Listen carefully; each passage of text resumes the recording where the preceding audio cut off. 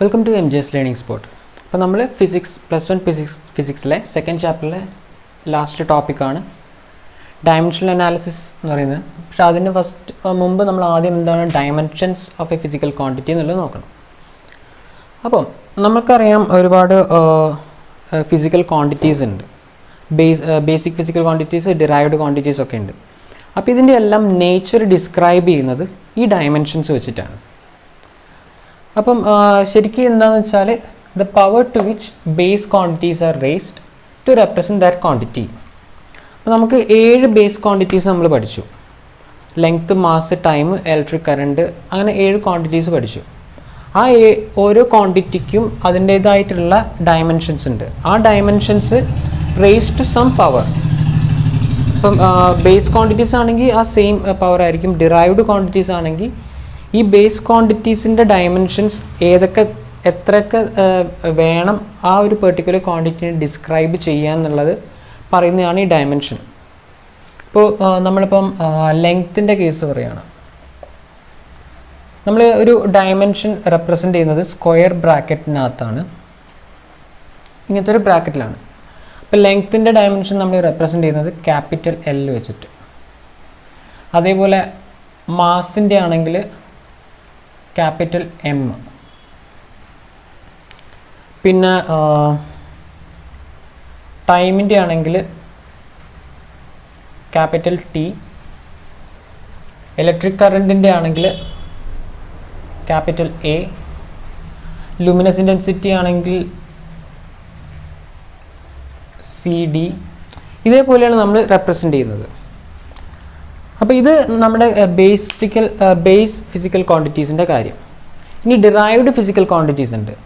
അപ്പം ഒരുവിധ എല്ലാ ഡിറൈവ്ഡ് ക്വാണ്ടിറ്റീസും നമുക്ക് ഈ ബേസ് ക്വാണ്ടിറ്റീസിൻ്റെ ഡയമെൻഷൻസിൻ്റെ പല പവേഴ്സ് വെച്ചിട്ട് നമുക്ക് റെപ്രസെൻ്റ് ചെയ്യാൻ പറ്റും.